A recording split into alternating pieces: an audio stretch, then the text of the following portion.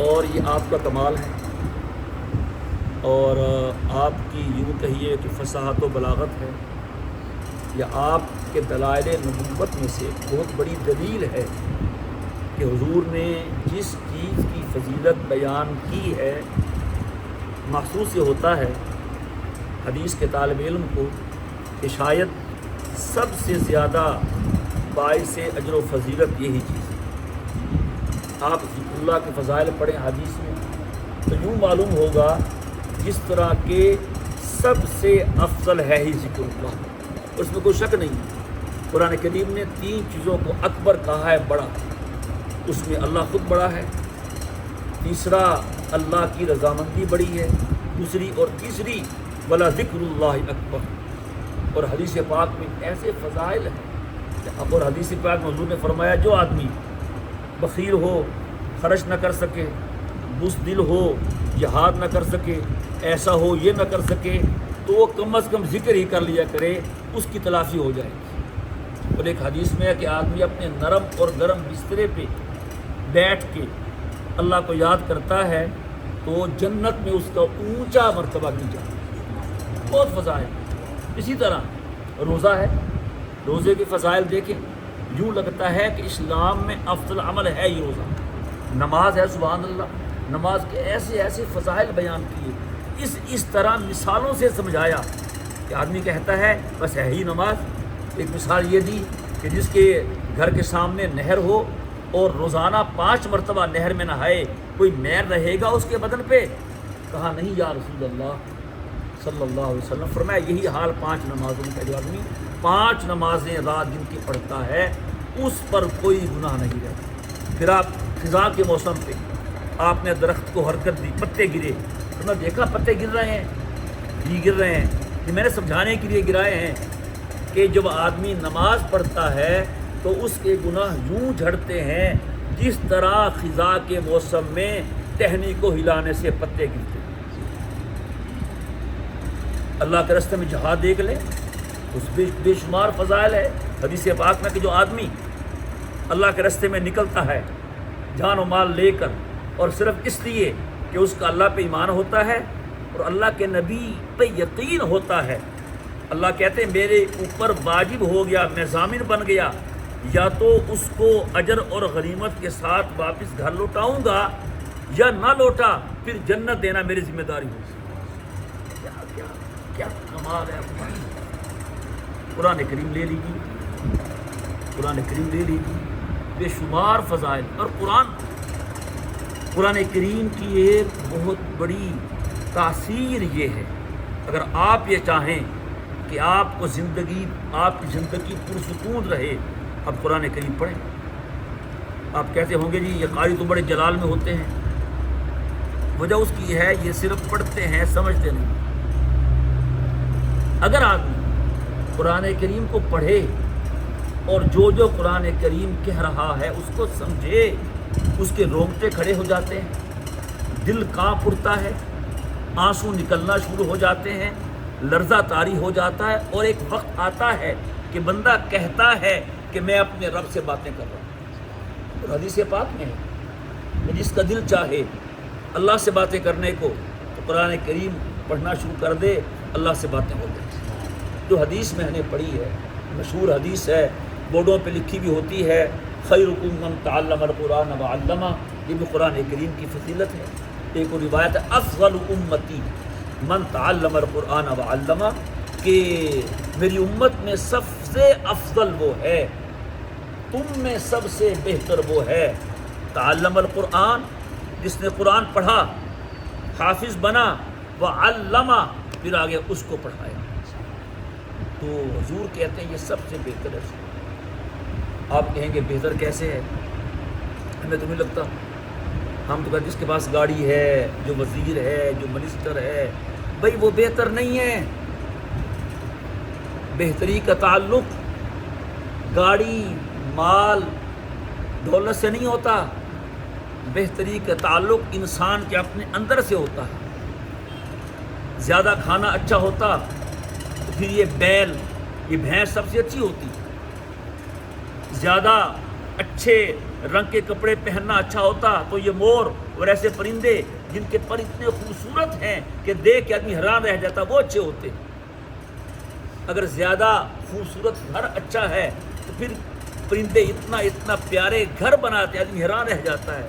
تو نہ زیادہ اچھا کھانا اچھا ہوتا ہے، نہ اچھے کپڑے پہننا اچھا ہوتا ہے۔ اچھا وہ ہوتا ہے جس کا اندر اچھا ہو اور جس کو اللہ اچھا سمجھے۔ اور پھر یاد رکھیے حضرت مولانا احمد علی لہوی رحمہ اللہ تعالیٰ فرمایا کرتے تھے کہ جو سکون کی دولت اللہ اپنے لوگوں کو دیتا ہے، ان بادشاہوں کو پتہ چل جائے ان کے پاس کیا ہے تو فوج لے کے ان کے اوپر لشکر کشی کریں اور ان سے مقابلہ کر کے وہ سکون چھیننے کی کوشش کریں۔ تو یہ ہے وہ اچھا ہونا۔ اور اچھا کیوں ہے؟ فضل کلام اللہ علی سائر الکلام کفضل اللہ علی خلقہ، کہ تمام کلاموں کو، قرآن کریم کو تمام کلاموں پر ایسے ہی فضیلت ہے جیسے خود اللہ کو اپنی ساری مخلوق پہ۔ اور قرآن کریم وہ ہے جو اللہ تعالیٰ کی ذات سے نکل کے ہمارے پاس آیا، اس کے سوا اور کوئی چیز نہیں۔ بیت اللہ بھی بڑا محترم ہے، جس کی طرف ابھی منہ کر کے نماز پڑھی ہے، جس کے گرد طواف کرتے ہیں، لیکن وہ اللہ سے نکل کے نہیں آیا۔ قرآن کریم اللہ کی صفت ہے، یہ اللہ سے نکل کے آیا ہے۔ اگر ہم بیت اللہ کی طرف منہ کر کے نماز پڑھتے ہیں تو قرآن نماز کے اندر پڑھتے ہیں۔ تو لہٰذا یہ اللہ سے اس کا بڑا گہرا تعلق۔ اور پھر اللہ تعالیٰ نے حضور کو دیا ہے سبحان اللہ۔ ازل میں قرآن تیار ہو گیا تھا، جس طرح اللہ جب سے ہے قرآن اسی وقت سے ہے، یہ اللہ کی صفت ہے۔ فرشتوں کو سنایا قرآن کریم، کہنے لگے کیا کمال کا کلام ہے، کنہیں ملے گا کہ میرے لاڈلے نبی کی امت کو ملے گا، اور کسی کو نہیں ملے گا۔ ساری امتیں آئیں چلی گئیں، نہیں ملا۔ ان کے کلام آئے، ان کی کتابیں آئیں، ختم ہو گئیں۔ یہ قرآن ایسا آیا اور چھا گیا، قیامت تک باقی رہے۔ پھر فرشتوں نے کہا تھا مبارک ہیں وہ لوگ جنہیں یہ کتاب ملے گی، مبارک ہیں وہ کان جو اس کو سنیں گے، مبارک ہیں وہ زبانیں جو اس کی تلاوت کریں گی، اور مبارک ہیں وہ سینے جو اس کو محفوظ کریں گے۔ کیونکہ افضل کلام ہے، اس واسطے اس کلام والا بھی افضل ہو جاتا ہے۔ یہ ہے بات۔ ہمارا عقیدہ ہے کہ لکھا ہے ہماری کتابوں میں کہ پوری دنیا میں، اللہ کی پوری مخلوق میں سب سے افضل مدینہ منورہ میں وہ جگہ ہے جس جگہ کے ساتھ حضور کا جسم مبارک لگا ہوا ہے۔ وہ جگہ بیت اللہ سے بھی افضل ہے، عرش سے بھی افضل ہے، کرسی سے بھی افضل ہے، پوری کائنات میں افضل ہے۔ وجہ یہ ہے کہ اللہ کی ساری مخلوق میں حضور سب سے افضل ہیں، تو جو جگہ مٹی کے حضور کے ساتھ لگی وہ سب سے افضل ہوگی۔ کرسی پہ اللہ نہیں بیٹھا ہوا، وہ اس کے شان کے لائق ہے۔ جب حضور سب سے افضل ہیں تو حضور کے ساتھ جو مٹی لگی وہ افضل ہوگی۔ جب قرآن سب سے افضل ہے تو جو قرآن کے ساتھ لگے گا وہ سب سے افضل ہوگا۔ یہ ہے خیرکم من تعلم القرآن و علمہ۔ اور پھر پتہ چلے گا جب قیامت کا دن ہوگا، اللہ اکبر، خدا کی قسم پتہ چلے نا لوگوں کو، چھوڑ دیں آ جائیں جہاں لائن لگی ہو، وہاں بڑے بڑے بادشاہ کانپ رہے ہوں گے، اللہ کے سنا او حافظہ تو قرآن سنا، لالیاں پڑھ رہا ہے نا، قاری شاہ فرمان کو سنا قرآن، اقرا ورتقی ورتل کما کنت ترتل فی الدنیا، قرآن پڑھتا جائے گا، جنت کے درجے پہ چڑھتا جائے گا، ماں باپ بھی ساتھ چڑھتے جائیں گے، آخری آیت پہ پہنچے گا، حافظ صاحب بھی ہوگا ساتھ، ماں باپ بھی کر مارے تو سا کتنے تو حافظ نہیں، وہ کہیں گے حافظ ہم نہیں ہیں، ہمارا بیٹا حافظ صاحب۔ اس وقت پتہ چلے گا افضل کیا ہے۔ لوگ حساب و کتاب میں لگے ہوں گے اور اللہ اس کو مشک امبر کی ٹیلوں پہ سیرے کروائے گا، چھوڑو تم اور سیرے کرو، میں نے تمہیں یار سیرے کروانی۔ اس وقت پتہ چلے گا لوگ افضل کیا، افضل جی روٹی تیری چنگی کو نہیں ہوں گی، تنخواہ ہی پسا پوری ہوتی ہے، افضل کیا؟ ہاں تو یہ اس وقت ہے، ہر چیز کی منڈی ہوتی ہے، ہر چیز کا بازار ہوتا ہے، وہاں قیمت لگتی ہے۔ تو یہ ہے قرآن کریم واقعی افضل ہے، اور خدا کی قسم اس کی تاثیر واقعی 2 دن روٹی پہلے کی روٹی نہیں کھائی جاتی، 2 دن پہلے کا سالن رکھ دیں بغیر فریج کے خراب ہو جائے گا، 2 دن پہلے کی کتاب پرانی ہوگی، یہ 14 صدیاں پہلے کی ہے، اور آج بھی ایسی تر و تازہ ہے کہ جس دل میں آتی ہے مردہ دل کو زندہ کرتی ہے۔ تو ہم بھی کوشش کریں، ہم بھی قرآن کے ساتھ لگ جائیں، ہم بھی افسر ہو جائیں۔ یہ حضور کے سینے سے آیا، یاد رکھیے گا۔ ہاں، اور حضور کے سینے کے ساتھ، حضور کے لعاب کے ساتھ مل کے 30 پارے ہم تک پہنچے ہیں، ہم پہ نہیں اترا۔ لعاب کی برکتیں، کڑوا پانی میٹھا ہو گیا، علی کی آنکھ کا درد ختم ہو گیا، ابو بکر کی ایڑی کا سام نے ڈاڑا میں کاٹا، وہ ایڑی میں زہر دور ہو گیا۔ کیا برکتیں ہیں، سبحان اللہ۔ وہ ساری برکتیں جو لعاب نبوی کی ہیں قرآن کریم میں پائی جاتی ہیں۔ ابھی بھی جو بچے پڑھتے، اللہ کا کرم ہے، ان بچوں کو ہم بٹھاتے ہیں اپنے گھر کے مشرق، آؤ بچوں رشتہ کرنا ہے، آؤ بیٹھ صلاح دیو، ہم نے گوشت لینا ہو 1 کلو گوشت، بچے کو ہم نے بھیجتے ہیں، کسائی تو کسائی ہے، ہم ایک بچے سے 1 پاؤ گوشت نہیں منگواتے، 2 لاکھ کا سونا نہیں منگواتے، اچھی سبزی نہیں منگواتے، مشورہ کرتے ہیں کہ تم کھیلو، ہم کریں گے مشورہ۔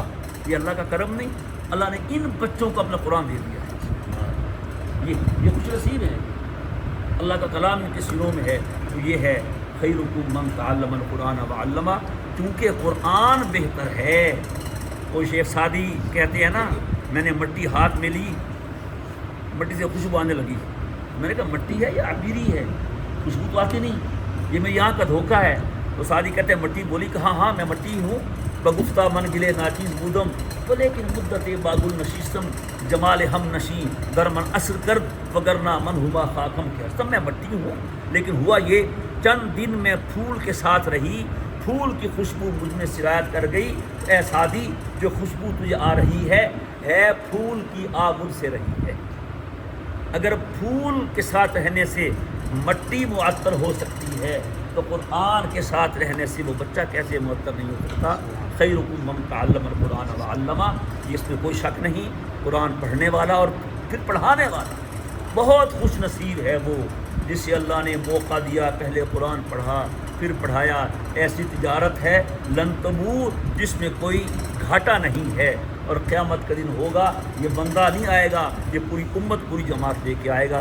اللہ تعالی ہمیں بھی اس قرآن کے کریم کے ساتھ لگنے کی اور اس کو اپنے سینوں میں ڈالنے کی، اس کی تلاوت کی اور بچوں کو پڑھانے کی اور قرآن والوں کو افضل سمجھنے کی توفیق عطا فرمائے۔